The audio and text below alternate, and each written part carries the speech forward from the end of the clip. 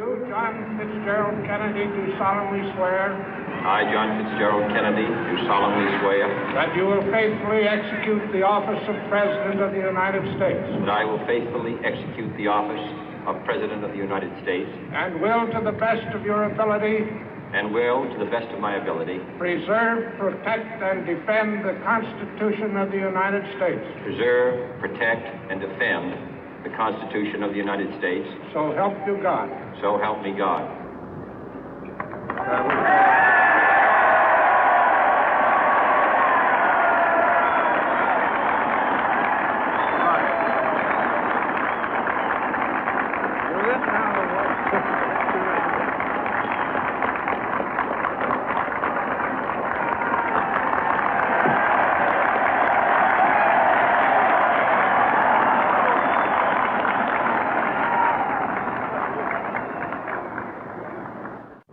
Vice President Johnson, Mr. Speaker, Mr. Chief Justice, President Eisenhower, Vice President Nixon, President Truman, Reverend clergy, fellow citizens.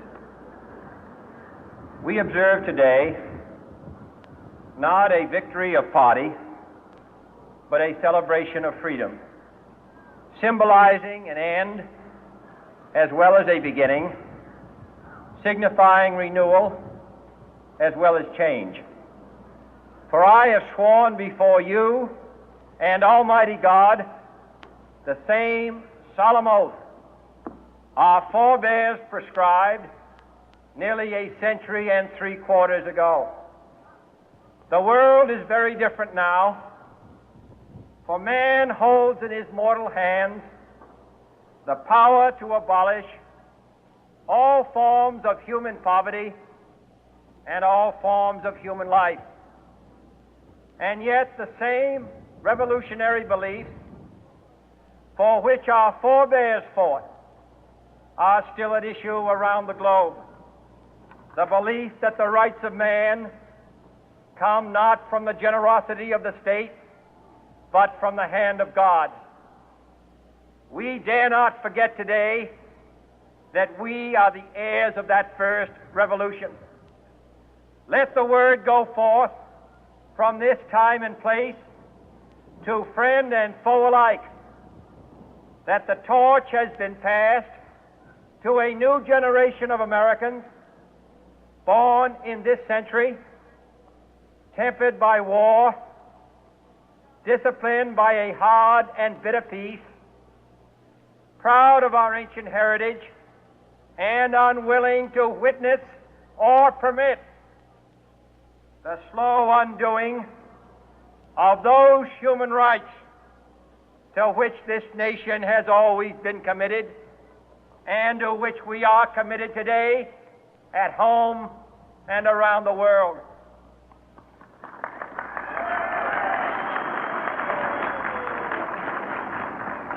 Let every nation know, whether it wishes us well or ill, that we shall pay any price, bear any burden, meet any hardship, support any friend, oppose any foe to assure the survival and the success of liberty.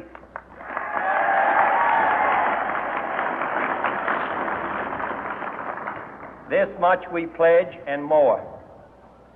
To those old allies whose cultural and spiritual origins we share, we pledge the loyalty of faithful friends. United, there is little we cannot do in a host of cooperative ventures. Divided, there is little we can do, for we dare not meet a powerful challenge at odds and split asunder. To those new states whom we welcome to the ranks of the free, we pledge our word that one form of colonial control shall not have passed away merely to be replaced by a far more iron tyranny. We shall not always expect to find them supporting our view, but we shall always hope to find them strongly supporting their own freedom, and to remember that in the past, those who foolishly sought power by riding the back of the tiger ended up inside.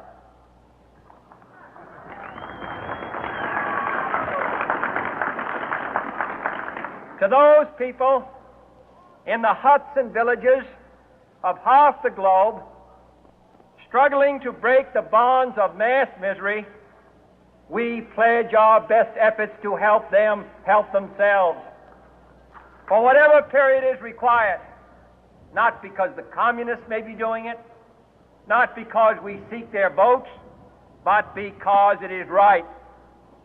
If a free society cannot help the many who are poor, it cannot save the few who are rich.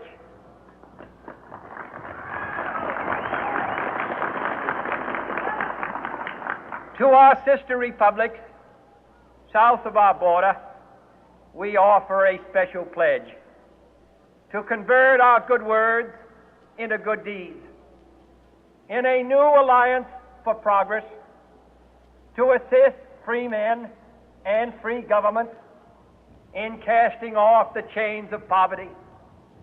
But this peaceful revolution of hope cannot become the prey of hostile powers. Let all our neighbors know that we shall join with them to oppose aggression or subversion anywhere in the Americas. And let every other power know that this hemisphere intends to remain the master of its own house.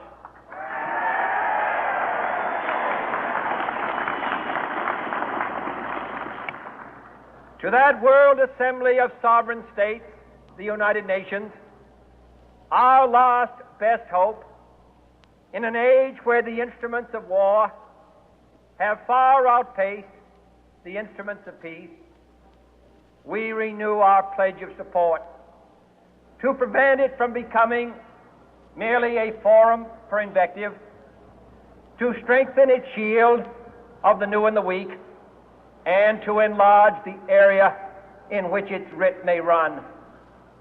Finally, to those nations who would make themselves our adversary, we offer not a pledge, but a request that both sides begin anew the quest for peace. Before the dark powers of destruction, unleashed by science, engulf all humanity in planned or accidental self-destruction, we dare not tempt them with weakness, for only when our arms are sufficient beyond doubt can we be certain beyond doubt that they will never be employed. But neither can two great and powerful groups of nations take comfort from our present course, both sides overburdened by the cost of modern weapons, both rightly alarmed by the steady spread of the deadly atom, yet both racing to alter that uncertain balance of terror that stays the hand of mankind's final war. So let us begin anew, remembering on both sides that civility is not a sign of weakness, and sincerity is always subject to proof. Let us never negotiate out of fear, but let us never fear to negotiate.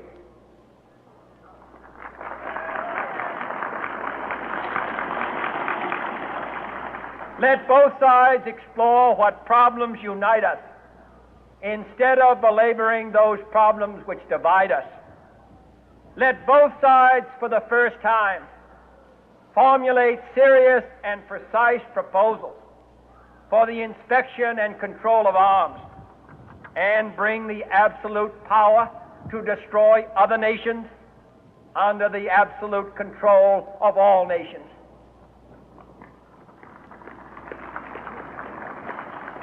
Let both sides seek to invoke the wonders of science instead of its terrors.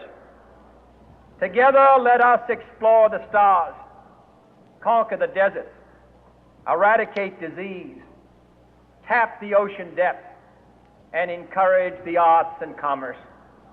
Let both sides unite to heed in all corners of the earth the command of Isaiah to undo the heavy burden and let the oppressed go free.